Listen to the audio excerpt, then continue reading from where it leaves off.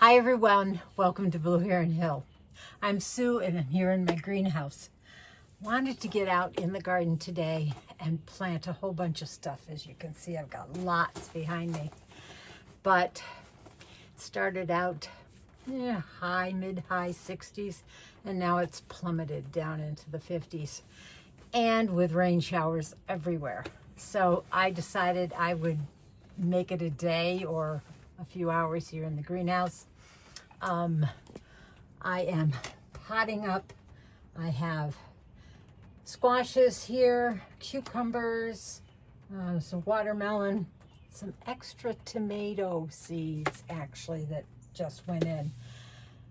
I don't know how I did it, but I forgot to plant a few of my favorites. But no worries, I am still going to be getting plenty of tomatoes during the hot months of July and August. Back here I have a number of sunflowers. There's some zinnias and a whole bunch of other stuff, marigolds. See tomatoes in the background here. Behind me I have tomatoes, I have some peppers. Some of these are from the nursery, of course. I do not grow everything from seed.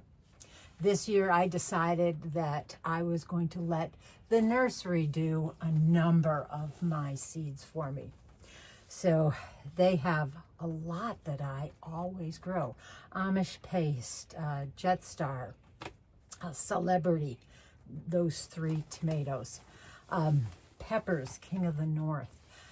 So I just decided to take the pressure off of me, let them do it, and they have some beautiful, beautiful specimens. You can see these here in the background. Those are King of the North. They're probably about 8 inches tall. I have a few peppers down here. Oh, they're a scant 4 inches tall. So they're doing a lot better.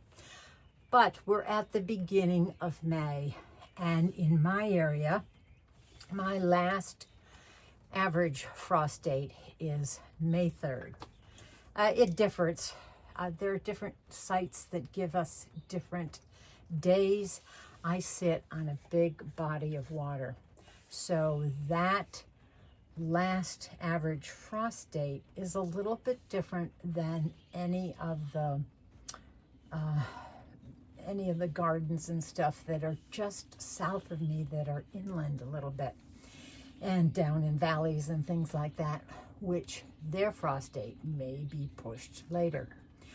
But irregardless of that, there are many things that I don't start seeds until now, the beginning of the May. For instance, my squash and my cucumbers, I don't start them till now.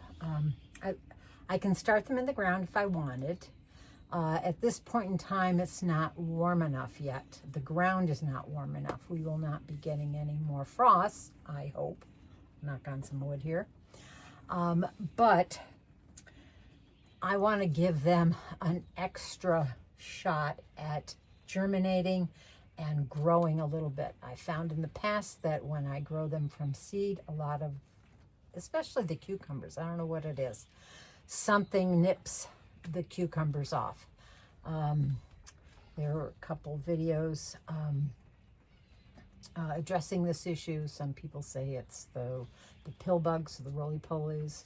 I always thought it was chipmunks or voles, moles, or something like that that were the culprits.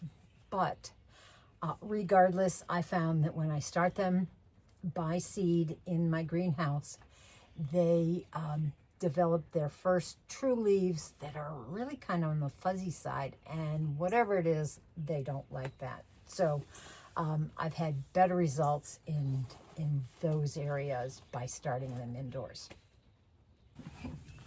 Well, just a minute ago, I had a huge downpour. I am glad I am in the greenhouse undercover and didn't get wet, but you can feel the temperature dropping. I have a sweater on. Okay, let me just take you through some of the things that I have just planted. I have zucchini, which the variety is Black Beauty. a yellow crookneck squash. I'm not sure what the variety is. I have a national pickling cucumber. Those are the short, stocky, blocky ones that are great for pickles. And then I have Market Moor, which is a nice, nice green cucumber. Small seeds, so it makes it a very not too watery and fleshy cucumber. I also have silver slicers. Those are the cucumber that has a gorgeous, well, kind of a white skin to it. The skin is very soft, or it's not hard. Great eating cucumber. I also have some watermelons started. I have some, let's see, this is a couple more squashes, pumpkins, as a matter of fact. So down here I have 16 or 17 pumpkins. I've got Big Macs and Igor. What else do I have? I have a flat stacker one this year, and I have Howden's, and then I have one called Grizzly, which is, oops, a Grizzly, which is a brownish pumpkin. All decorative ones down here. In the back here behind me, I have more of my, these are my winter squashes. And I'm trying a new one this year called Block Party. It is, it's a butternut variety. It's shorter and stockier and doesn't have that kind of a long neck to it. And, you know, the seed cavity is supposed to be fairly small. Along with that, I always grow Canadian crookneck squash. It gives you a lot of flesh and very, very small seed cavity. Honey nut, which is a very small, kind of an individualized size butternut squash. I have a kabocha, a sunshine kabocha. It's a great little squash, great storage squash. It turns a beautiful orange color with the shoulders are a little tinged with green stripes at times. Sometimes I'll take one or two of those sunshine squashes and pick them early while they're yellow, and they're great in stir fry. Let's see, what else do I have here? Oh, spaghetti squash, and of course the crookneck, and a sugar pie pumpkin. So I've got a large space, and I'm gonna, when I get ready to plant these, and you know, I will take you with me and I will show you my new space that I'm going to dedicate to squash and pumpkins. Okay. So that's what I have just been into today. You can tell I've been digging in the dirt. If you saw my video on geraniums, how I overwintered my geranium, look at this specimen. It is absolutely thriving with so many new leafy bracts on this. And I've even had a couple flower heads pop up. But when they pop up this early, I usually cut them off because I want this plant to focus on its root system. And then, of course, focus on the lovely foliage. So I have 8 specimens back here. Well, actually more than 8, because I took some cuttings. These are coming along. Not too sure about this one right here. It seems to be okay. It's still greenish right here, so I don't think that it is totally lost. But the others all have some leaves on it, and I am going to baby these through and get them planted outside when the weather gets nicer. Well, let me bring out this tray. What do I have here? I have, oh, these are basils right here. some Thai basil here, some lemon basil here.